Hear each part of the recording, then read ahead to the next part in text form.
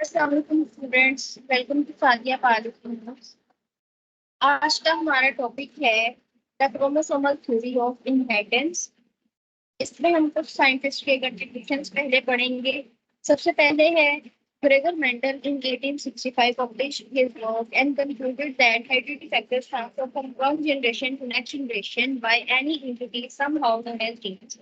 उसने बोला कि सेल्स के अंदर कोई ऐसा मटेरियल या कोई ऐसी एंटिटी मौजूद है जो कि एक जनरेशन से दूसरी जनरेशन में एक फैक्टर को ट्रांसफर करने का काम करते हैं, और इस एंटिटी या मटेरियल को उसने जीन्स का नाम। But at that time, chromosomes were not discovered and no mathematical calculation was made yet। ना बायोलॉजी में अब तक कोई मैथमेटिकल कैलकुलेशन जो है वो अभी तक बनी थी, किसी ने यूज की थी, ना ही क्रोमोसोम्स तब तक डिस्कवर्ड हुए। He gave the base of research to the other scientist। कि अदर साइंटिस्ट को उसने इसके काम में एक बेस दे दी कि वो इसके काम को आगे बढ़ा सके या इसके बारे में बहुत ज्यादा सोचे, कंसीडर करें इसके रिजल्ट्स के लिए।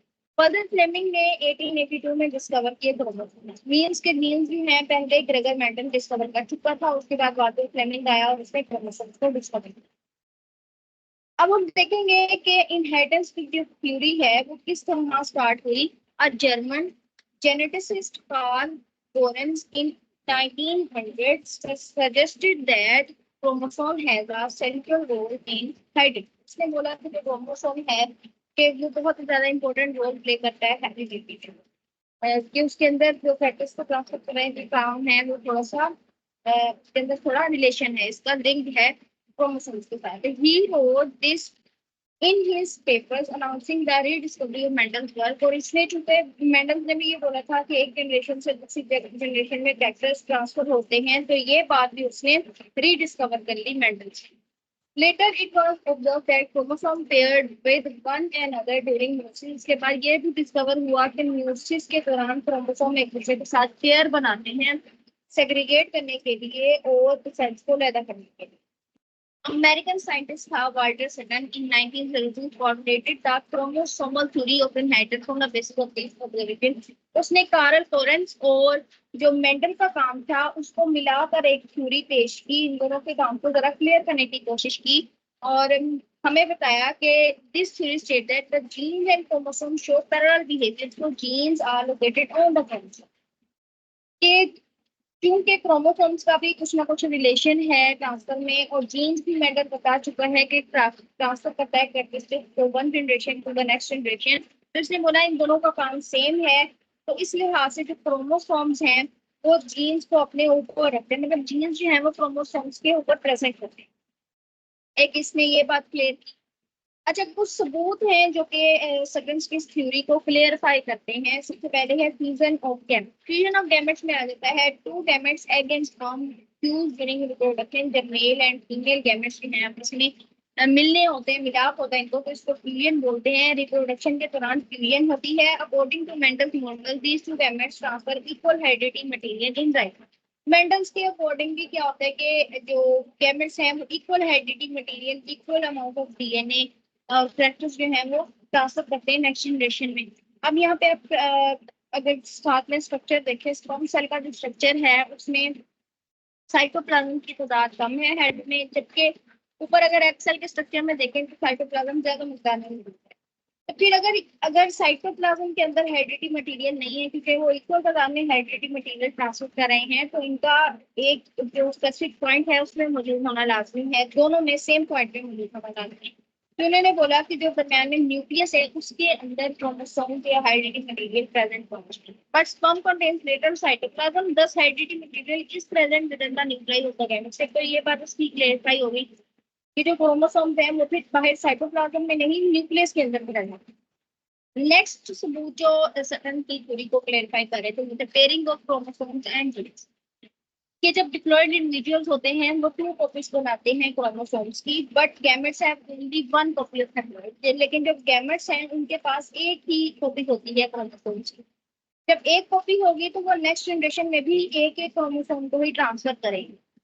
तो इस लिहाज से भी मेंडल का जो है वो थ्योरी क्लेरिफाई हुई, थोड़ी सपोर्ट मिली कि according to Mendel diploid individuals have two copies of each heritable gene and gametes have only one. के गैमेट्स जो है वो उनके पास सिर्फ एक कॉपी जीन होती है, जबकि जो डिप्लॉयड होते हैं तो जिनके अंदर डबल पेयर ऑफ क्रोमोसोम होते हैं, जीन्स होते हैं, उनकी जो नेक्स्ट जनरेशन है उनके अंदर भी डबल पेयर ऑफ क्रोमोसोम ये जीन्स पाए जाते हैं।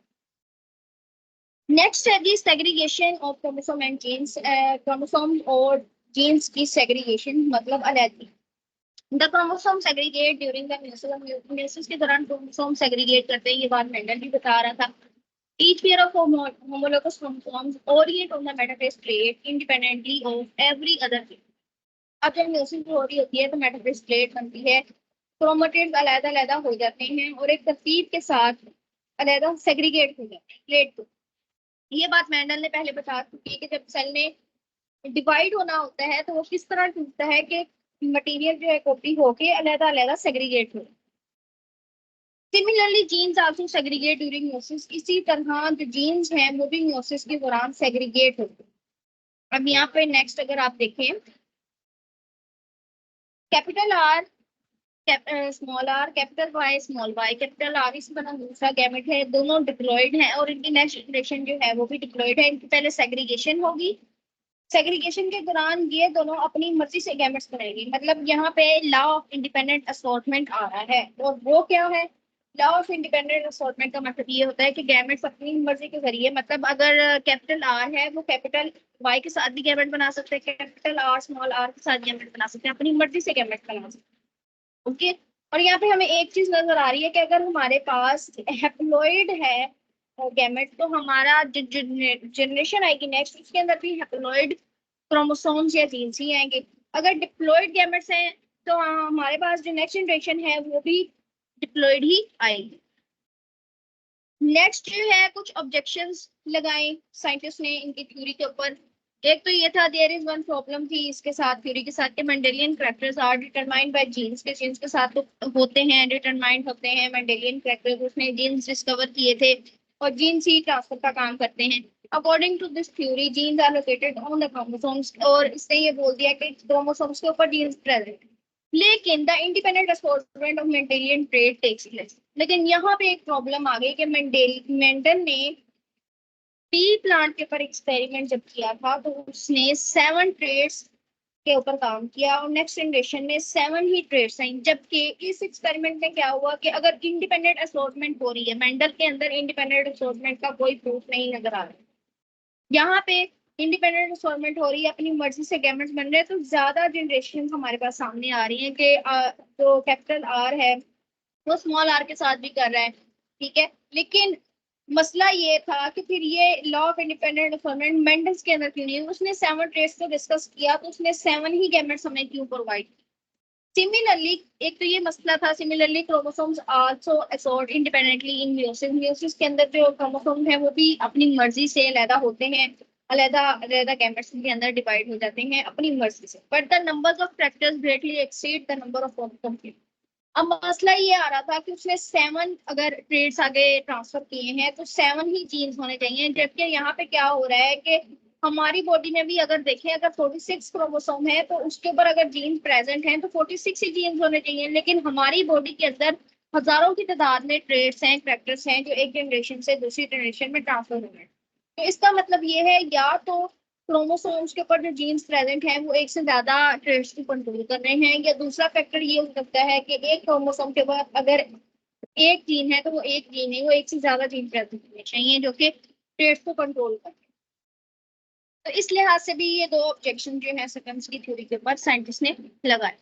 यहाँ पर देखें आप, क्रॉसिंग ओवर हो रही है, इंडिपेंडेंट असॉर्टमेंट हो रही है, जो इक्वल अरेंजमेंट है वो हमें नजर आ रही है कि अपनी मर्जी से उन्होंने गैमेट्स बनाए, इंडिपेंडेंट असॉर्टमेंट हो रही है, क्रॉसिंग ओवर हो रही है। हमारे पास 4 जनरेशन है प्रोगेनिंग सामने आ रही है आपके सामने। अच्छा, नेक्स्ट था साइंटिस्ट थॉमस एंड मॉर्गन, जिसने 1910 में स्टडी किया फ्रूट फ्लाई। अब उसने फ्रूट फ्लाई के ऊपर स्टडी किया जिसका साइंटिफिक नेम है ड्रोसोफिला मेलानोगास्टर। फ्रूट फ्लाई एक ऐसी मक्खी है जिसमें कॉमनली ज्यादातर फीमेल और मेल दोनों में रेड आइज होती हैं। ही डिटेक्टेड अ म्यूटेड वाइट मेल, उसने जो एक डिटेक्ट किया, एक कैप्चर किया जो फ्रूट फ्लाई था, उसकी आईज जो थी वो वाइट कलर में थी और वो मेल था। अब ये बात बाकी मेल से तो डिफरेंट थी उसकी, क्योंकि बाकी उसने कॉमनली जो है हमने देखा कि उसने भी पढ़ा था कि जो मेल्स एंड फीमेल्स है दोनों रेड आइज होती हैं, लेकिन उसने वाइट मेल जो है वो कैप्चर कर लिया। अब उसने ये माना था अगर व्हाइट मेल है तो इसकी कहीं ना कहीं प्रोगेनी में, औलादों में कहीं ना कहीं व्हाइट फीमेल भी होनी चाहिए। ठीक है।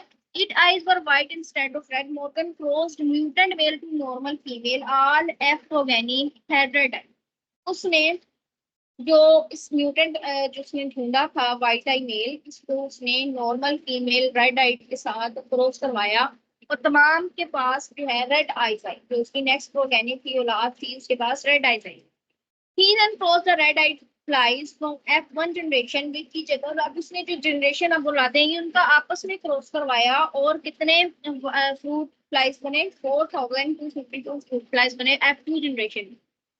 उसमें भी 782 जो है 80% वाइट आइड जो फ्लाइज थी वो मेल्स थी, जबकि बाकी की सारी जो है वो फीमेल्स थी और वो रेड आइज। इसमें 3:1 बनी। 1 जो है वो वाइट आई मेल्स थे और जो 3 थी रेशियो में आ रही, 3 आ रहा है वो रेड आई, मतलब रेड आई फीमेल ज्यादा थी और वाइट आई जो फ्लाइज थी वो कम थी और वो भी मेल्स थी। अभी भी उसको फीमेल वाइट आई शो नहीं, but still this result show I colour segregates. ठीक है, अब इसने अलग अलग आई कलर सेग्रीगेट कर दिया लेकिन वाइट आई फीमेल उसको नहीं मिली। However, Morgan obtained one strange result। उसने एक अलग ही किस्म का जो है इसके अंदर चेंजिंग देखी, अजीब किस्म की। He obtained all male white-eyed F1 flies के तमाम उसने जो है वो अगर वाइट आई निकाले हैं तो वो सिर्फ मेल ही आए हैं। It was not predicted by the Mendel's theory.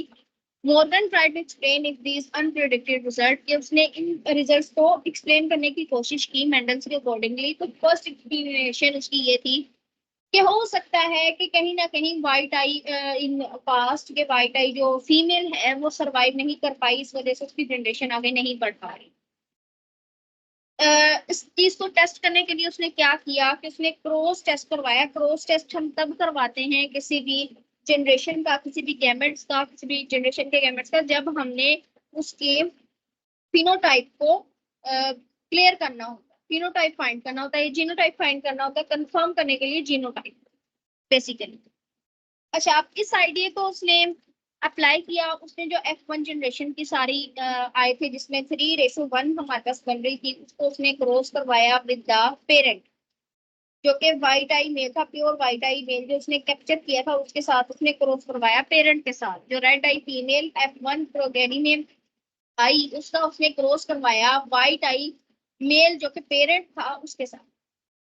तब रेशो आई 1:1 के हिसाब से अब उसके पास व्हाइट आई फीमेल्स भी आ गई, व्हाइट आई मेल्स भी आ गए, रेड आई फीमेल तो रेड आई मेल्स भी आ गए। This ratio was according to Mendelian theory. अब ये रेशियो मेंडेलियन थ्योरी के अकॉर्डिंगली उतर रही थी। Hence a female with white eye can survive, कि उसने फिर ये चीज बोली कि व्हाइट आई के साथ फीमेल जो है वो सर्वाइव कर चुकी है। सेकेंड एक्सप्लेनेशन अब ये था कि अब वो नजर क्यों नहीं आया ट्रेट। अब उसके ऊपर उसने सेकेंड एक्सप्लेनेशन दी कि ही thought that sex was involved in the phenomenon, कि जब उसने फर्स्ट क्रॉस करवाया तो जो फर्स्ट उसके पास जनरेशन आई F1 आई उसके अंदर कोई भी वाइट आई फीमेल क्यों नहीं थी। वो इसलिए नहीं थी क्योंकि जो वाइट आई का जो जीन था वो प्रेजेंट था मेल के अंदर। एक्स वाई क्रोमोसोम है मेल के अंदर, तो उसके अंदर एक्स क्रोमोसोम के ऊपर वाइट जीन प्रेजेंट है और वो रिसेसिव है। और डोमिनेंट कौन सा है, रेड वाला। अब ये बात भी पहले डेंडल वो बोल चुका था कि एक जीन जो है वो रिसेसिव होता है दूसरे के ऊपर, तो उसका जो ट्रेट है डोमिनेंट वाला वो उसके ऊपर डोमिनेट हो जाता है रिसेसिव के ऊपर। रिसेसिव का ट्रेट छुप जाता है, वो नेक्स्ट जनरेशन में शो नहीं हो पाता। अब ये बात मेंडल के अकॉर्डिंगली इसने बोल दी कि it is absent on the Y chromosome, के वो वाइट आई वाला जो जीन था वो वाई वाले क्रोमोसोम के ऊपर एब्सेंट था। A trait determined by a gene in the X chromosome। अब जो X क्रोमोसोम के ऊपर वाइट आई डिफरेंट किस्म का जो जीन उसने शो किया उसको उसने सेक्स लिंक ट्रेट बोला, कि ये जो खसूसियत है इसको सेक्स लिंक ट्रेट बोलेंगे।